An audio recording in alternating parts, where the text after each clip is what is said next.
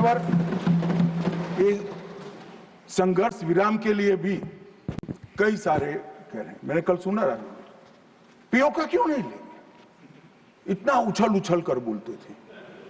और यहाँ पर काफी विद्वान लोग बैठे हैं, इनको कुछ संसद की मर्यादा, संसद में बात करने का तरीका, मतलब वास्तविक चीजें बोलने की पद्धति कुछ नहीं सिखाते मान्यवर। मैं आज पूरे देश के सामने बात करना चाहता हूं मान्यवर। ऑपरेशन सिंदूर युद्ध नहीं था। यूएन चार्टर के अनुच्छेद 51 के चैप्टर 7 के तहत हमने आत्मरक्षा के लिए बल प्रयोग का जो हमारा अधिकार है उसको उपयोग किया था। 22 अप्रैल को पहलगाम में आतंकवादियों ने जो हमला किया, हमारे निहत्थे नागरिकों को मारा, और इसके जवाब में आतंकवादियों की पूरी इकोसिस्टम तोड़ने का हमारा अधिकार है। जो विश्व के सभी देशों ने हमारे अधिकारों को स्वीकारा है, वो अधिकार का हमने उपयोग किया था। और जब पाकिस्तान ने ही कहा कि हमें संघर्ष नहीं करना है, तब हमने इसको स्वीकारा। और कहते थे, मैं बाद में बताऊंगा मान्यवर, वो हमें कहने लगे कि भाई क्यों करा, ये ले लेते वो ले लेते। मैं बाद में जब आपके समय में जो घोषित युद्ध हुए, ये तो घोषित युद्ध नहीं था मान्यवर, मगर घोषित युद्ध हुए कांग्रेस के समय में, इसमें आपने क्या किया है वो बाद में मैं मान्यवर बताता हूं। उसके पहले मैं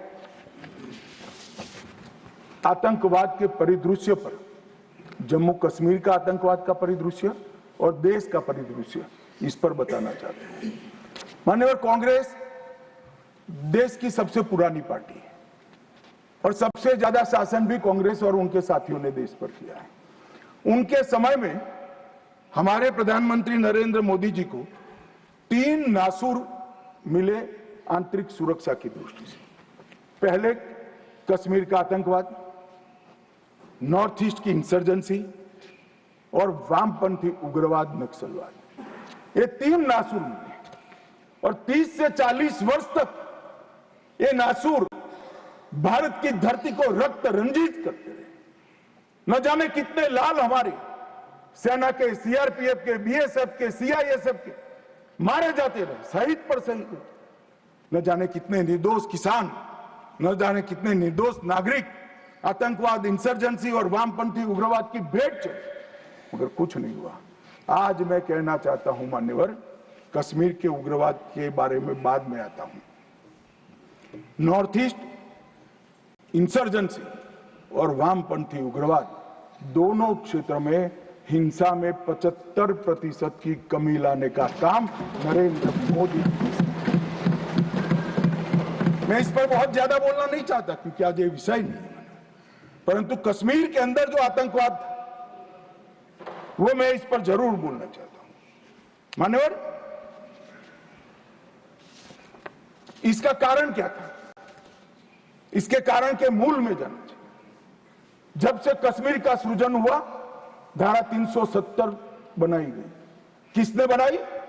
कांग्रेस पार्टी ने बनाई। इसका समर्थन और इतने लंबे समय तक किसने चला?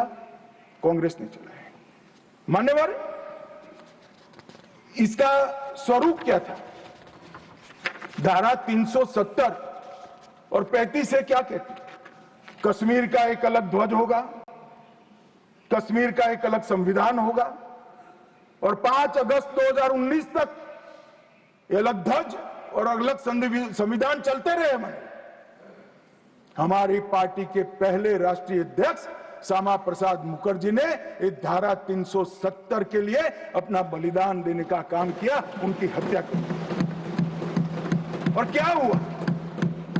इससे हमेशा अलगाववाद को पोषण मिलता रहा कि हम भारत के बाकी राज्यों जैसे नहीं है, हमें कुछ और मिल सकता है, हमारा तो संविधान अलग है, हमारा राष्ट्रध्वज अलग है। तो हर युवाओं को बरगाले, उनको उकसाने का मौका हमने पाकिस्तान को। और कश्मीर के अंदर पहले अलगाववाद की बात हुई, फिर आजादी की बात हुई, और वो ही आतंकवाद का मूल बना मान्यवर। और इसके बाद धार्मिक कट्टरता बढ़ाने वाले सारे संगठन इनकी तुष्टीकरण की नीति के कारण चलते रहे मान्यवर। जमायते इस्लामी, कई सारे संगठन जो बच्चों में, युवाओं में, किशोरों में धार्मिक कट्टरता पर बढ़ाते रहे, अलगाववाद बढ़ाते रहे, चलने दिया, चलने दिया, चलने दिया। बैन लगाएंगे तो हमारी वोट बैंक नाराज हो जाएगी मान्यवर। इसके साथ साथ पाकिस्तान ने टेरर ग्रुप बनाए और ये टेरर ग्रुप के प्रवक्ता, इसका नाम है हुर्रियत कॉन्फ्रेंस। हर टेरर ग्रुप ने अपना एक ग्रुप, सिविलियन ग्रुप बनाया, इसके साथ चर्चा करते रहे और उनके परिणाम स्वरूप यहां आतंकवाद बढ़ता गया मान्यवर। मैं आज स्वर्गीय शम्मी कपूर को भी कोट करना चाहता हूं। शम्मी कपूर जी, मैं पार्टी का अध्यक्ष था तब मिलने आए थे। उन्होंने कहा, अमित भाई, मेरा जब गोल्डन पीरियड था, मेरा साल का 30% टाइम कश्मीर में जाता था, इतना शूटिंग होता था कश्मीर, और मैं वहां के लोगों को मिला हूं।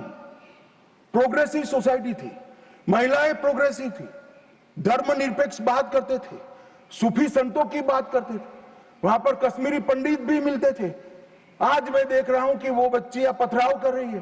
क्या होगा, किसने बिगाड़ा? तब मैं इसके नीचे गया था मान्यवर, तब मालूम पड़ा कि ये जमाते इस्लामी ने पूरी शिक्षा, प्राथमिक शिक्षा पर कब्जा जमा कर रखा था और बच्चों के दिलो दिमाग के अंदर जहर घोलना शुरू किया, तब जाकर ये स्थिति हुई। मगर कोई भी कभी भी ये कांग्रेस इसके मूल में नहीं गई और मान्यवर धीरे धीरे ये बढ़ता गया। मान्यवर नरेंद्र मोदी जी ने तय किया कि ऐसा नहीं चल सकता और 5 अगस्त 2019 को यही ऐतिहासिक सदन में धारा 370 और 35 को समाप्त, और उसके बाद शुरू हुआ टेररिज्म को फैलाने वाले, अलगाववाद फैलाने वाले टेररिस्ट और इनकी इकोसिस्टम संपूर्ण सफाई का एक युग शुरू हुआ मान्यवर।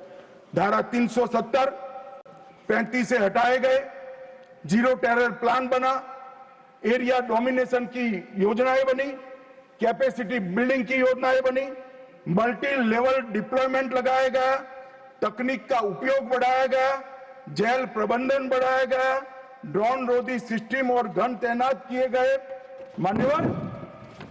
हम सब ने देखा, देश की जनता ने देखा, कई आतंकवादी मारे गए, 10-10 हजार के जनाजे निकलते थे मान्यवर। हमने कठोर निर्णय लिया, आतंक में लिप्त किसी भी व्यक्ति का जनाजा नहीं निकलेगा, जहां मरेंगे वही दफना दिया। और मान्यवर, इस वक्त कांग्रेस पार्टी ने विरोध किया था, फारूक अब्दुल्ला जी की पार्टी ने विरोध किया था। आतंकी समर्थन को चूर चूर कर नौकरियों से निकाला गया, पासपोर्ट और गवर्नमेंट कॉन्ट्रैक्ट के हेतु इनको अघोषित किया गया। 75 पाकिस्तानी समर्थक सरकारी कर्मचारियों को ड्यू लीगल प्रोसेस से बर्खास्त करा दिया गया। बार काउंसिल सस्पेंड कर भारत के संविधान को मानने वाली बार काउंसिल प्रस्तावित की गई। यूएपीए अदालतों की स्थापना हुई और लगभग मई 22 से लेकर मई 25 तक 2267 प्रकरण यूएपीए के दर्ज हुए। इनकी पूरी टेरर फाइनेंस की इकोसिस्टम को ध्वंस किया। एनआईए और ईडी ने बहुत अच्छी कार्रवाई की, कई एसओपी बनाई गई और 347 संपत्तियों को जब्त कर दिया गया। एक और जमाते इस्लामी और ऐसे संगठनों को हमने बंद करने का काम किया और दूसरी ओर मान्यवर इनकी इकोसिस्टम को भी हमने समाप्त कर दिया।